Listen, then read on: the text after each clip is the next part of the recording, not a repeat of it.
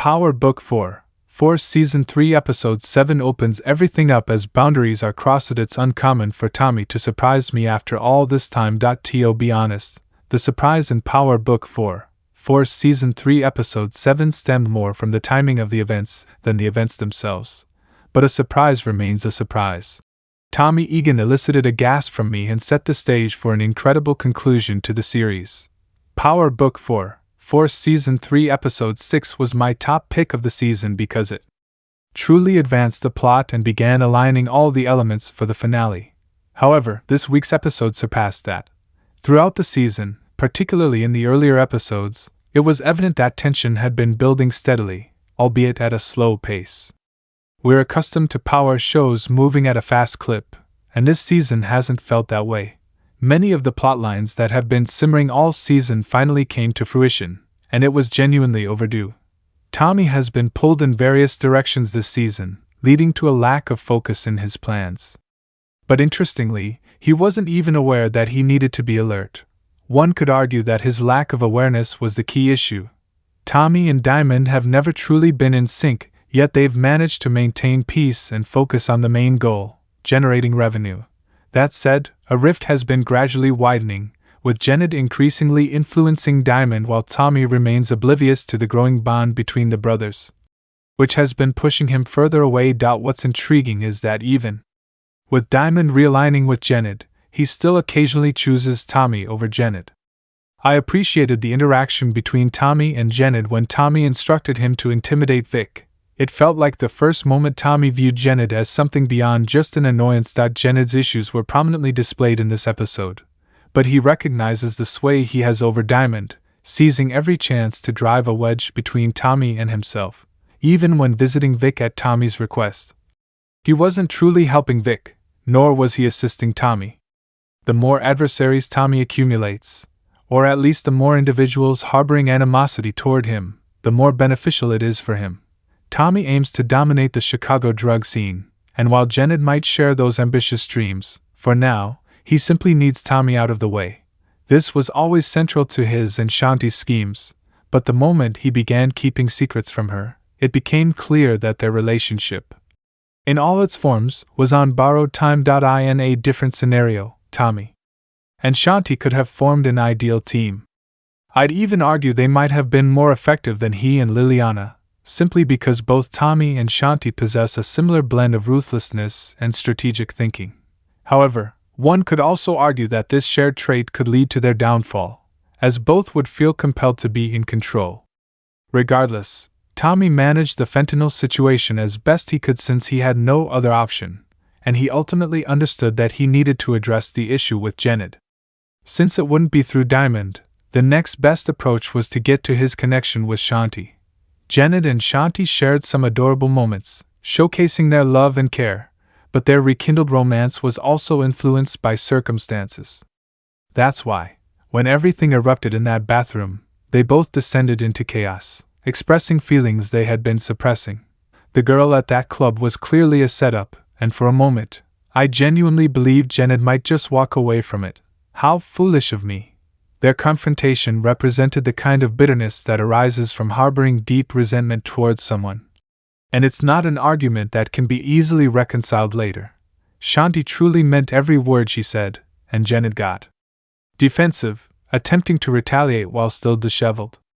I can't take Jenard seriously any day, but in that bathroom, he was definitely having a rough time while being in the wrong. Shanti smashing his car with a bat was what he deserved, but more than that, he and Diamond certainly deserved their positions to be jeopardized. Shanti revealing everything about Diamond and Jenard's plan to set D-Mac up elicited cheers from me because I've been frustrated knowing that Tommy was unaware of Diamond's scheming behind his back. Tommy is not innocent, and I'm not implying that he's some kind of saint who hasn't deceived Diamond or wouldn't seize an opportunity to act in his own best interest over Diamond's. However, Tommy never approved or orchestrated the murder of his nephew. While I was pleased that Shanti informed Tommy, I can't help but wonder if this will cause him to distrust her, as he's clever enough to see that had he not initiated a plan for Jenard to harm her, he would have remained oblivious. We'll have to wait and see if Tommy still places his trust in her. But the bond between him and Diamond is officially shattered, and I'm uncertain about how to feel regarding that. Their partnership has always been tenuous, even if folks like me often hesitated to admit it. With Diamond becoming more self-assured and Tommy discovering the truth about D-Mac, this separation was bound to happen. Tommy issuing a challenge to Diamond was quite absurd because Tommy is not that kind of fighter, yet he also isn't one to shy away from a challenge. You could sense that Tommy was not only angry about the betrayal but also wounded by it. Tommy aimed to reach greater heights alongside Diamond. Learning that Diamond was willing to have his nephew killed awakened that protective instinct in Tommy that surfaces whenever his family is threatened. Now, D-Mac better stay loyal to CBI and not doubt what Tommy tells him, but I'm concerned that D-Mac doesn't always make the wisest choices. When Tommy left the shop, he likely had no clue what awaited him next. Especially meeting up with Stacy right after such an emotional incident. Stacy Marx found herself in the unenviable role of being the authority in a Power Universe series, which meant she was destined to be dragged into the turmoil inevitably. When that moment arrived, she felt quite helpless in numerous ways.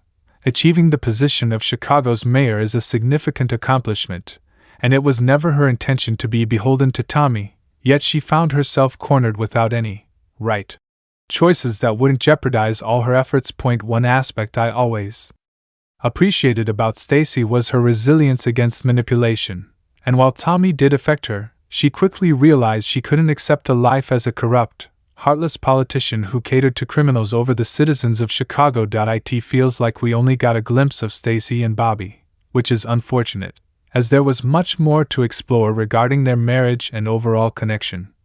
Given the opportunity, however, the moment when she opened up to him, even if just slightly, served as a touching reminder of the affection and regard they held for each other. Despite their marriage ending, he's going to be deeply devastated when he finds out about Stacy's passing. I'm completely convinced that if Tommy hadn't just suffered a beating from Diamond, he wouldn't have been so quick to react. But she confronted him at the worst possible moment, and there's no limit to who Tommy would eliminate if the situation calls for it. Taking out a U.S. attorney is trivial to someone like Tommy. So, what are the implications going forward? Well, Tommy has no further use for Vic, and Vic will realize that right away. This will force him to choose between aligning himself with Tommy for survival or creating a full-scale army to oppose him. However, Tommy shouldn't be troubled by Vic or fears of retaliation for Stacy's death. His real concern should be that he is once again isolated in Chicago. An angry and lethal Tommy Egan. Good luck with that, Chicago.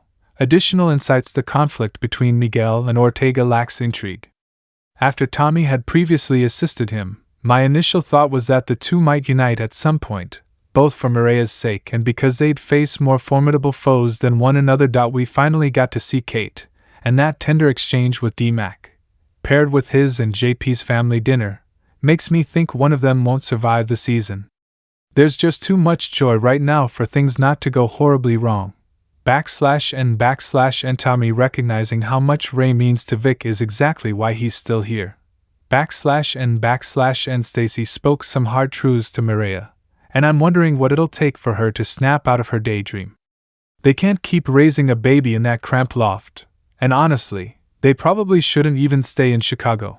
/N/N This episode showcased everything that makes the series great, a bit of every element, and most importantly, it's building toward one hell of a finale. Please don't forget to like, comment, share, and subscribe for more videos. Thanks for watching.